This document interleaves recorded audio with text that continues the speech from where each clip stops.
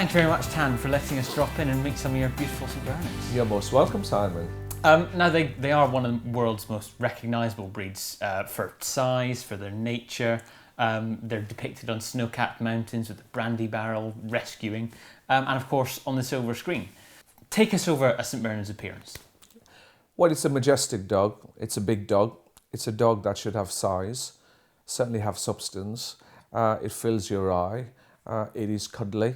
And people who like giant breeds always fall in love with the St Bernard because it is a mountain rescue dog. And you know what you described, that great big giant of a dog, a mountain rescue dog stood on the Alpine mountains. That's exactly what a St Bernard is, and that's what people fall in love with.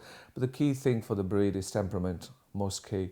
The word I use is trustworthy. They are a breed that are very loyal and very trustworthy.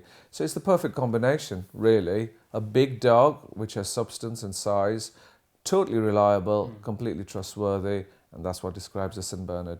And you mentioned the rescue there. Where are the origins of the breed? Well, the breed originated at the hospice, the St Bernard Hospice, which is a hospice in 980 AD, I believe. St Augustine started this hospice. It was the only hospice which was between the only pass that runs between Switzerland and Italy. Right. And evidence shows that the breed originated in 1660s, but they say that the dogs existed for at least 700 years, shall I say, wow, prior to the first evidence of the breed's existence. They were called all sorts, hospice dogs, Swiss Alpine mountain dogs, but it was in 1880 they were officially recognized as the St Bernard dog. The St Bernards did have this huge ability to almost predict avalanches, blizzard conditions coming. And there were lots of travelers that used to go between the two countries who used to get lost in these blizzards, in this mountainous terrain. And the monks used to shelter them and rescue them. I mean, they even trained the dogs to actually go out in packs where they found these lost travelers.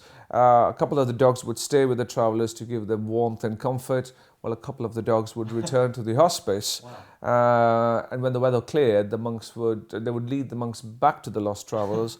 And there was a very famous St Bernard called Barry that in his lifetime rescued over 40 lost travelers. Wow. From certain death. And that justifies the trustworthiness. Absolutely. You know, you don't want a St Bernard that comes on in the mountains to rescue you, finds you, and then eats you alive. So that wouldn't be clever. So trust is a very big thing for a giant breed like ours. And what about a bit more about the background? Because there was stories I've read while researching saying that the numbers of the breed dwindled a huge amount due to avalanches and things like that. Yeah. Well, in the early 1800s, there was such severe weather in the Alps that a lot of the hospice dogs perished. So the monks replenished their stock by bringing similar type of dogs from the valleys.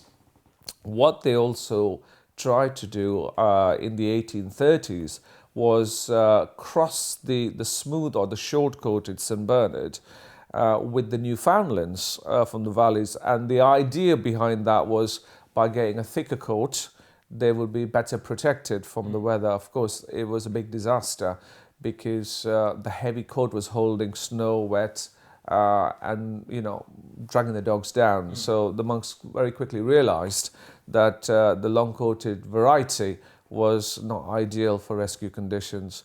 So, of course, the gene was now in their breeding program. So all the rough, long-coated, which is now called the rough-coated St Bernard, was sent down back to the valleys to be sold as pets. And the monks only kept the smooth-coated St Bernard, which actually was the original coat to the St Bernard. But smooth coats, you don't see an awful lot of them here in the UK. Yes, we have got a fair few St Bernards which are smooth-coated, and a lot of them do become champions. There's a very little to hide on a smooth coat, so it's got to be a really, really great one from the show point of view alone to be successful in the show ring. But there are kennels all over the world which actually specialize in the smooth coat. Now, before we come to the breed as it is today, how did your involvement start? I've always liked big breeds. And there was a very famous breeder called Terry Ridings of the Bavush fame, who was emigrating to Europe, and we decided to go and see her. And what she did have was a 2.5-year-old female that she was looking for a good home for. We absolutely fell in love with her and brought her home. And of course, our interest in St. Bernard started from then on. And yeah, big mistake in one way. But on the other hand, they have been an absolute joy and a huge part of my life for over 25 years. And they've certainly served you well. Is it 15 years consecutively Breeder of the Year? Yeah, 15 years. That's from the show point of view, Simon. But the key thing is, when I first took on the breed, I love the breed for the size. I love the breed for what they are, for their temperaments. But I really wasn't always comfortable with what I actually saw in the show ring. And what I saw in the show ring were great big dogs, which were quite heavy set, lumbering, and not particularly active, shall I say. And if you go back to the origins of the breed, for a big sized dog to actually work in mountainous terrain, they must have a level of, soundness about them. They must be athletic, but athletic without losing their substance and size. Yeah. So the motto I kind of took on was, get the bodies right. You can always add the pretty bits on later. And I've stuck to that formula. And it has proved successful with the view that other people who are experienced judges in the show ring recognize that change within the breed, recognize that these animals that I show are sound in body and mind. And hence 15 years of top dog. That's great. It's fair going, isn't it? Yeah. However, in more recent times, they have had a bit of a rough going. Yeah. They're one of the breeds on the Kennel Club's high-profile list. Sure. How was that received by breeders in the breed? Well, I think when it first came out, all the 15 high-profile breed enthusiasts must have felt a level of confusion, really. Also, it's a shame because nobody likes to be singled out. No. And I think that the key thing is for us to be positive and look in the right direction. And the right direction is try and recognize what is required to actually gas off a high-profile breed. What I will say is the people in the know should recognize that from the St. Bernards they've seen of yesteryears to the St. Bernards they see today, there has been a marked improvement in many points which the breed watch talks about, which is soundness and movement. And that has genuinely improved over the years. And that has to be considered as a huge positive step. Yeah. So should be a consideration. Of course, eyes are an issue for all brachycephalic breeds. And as you'll see from the list of high-profile breeds, most of them are brachycephalic breeds. The thing is, head breeds will always tend to have a level of exaggeration that is not easy to get rid of because they've been bred for many, many years. And sometimes you inherit the work of past breeders. Yeah.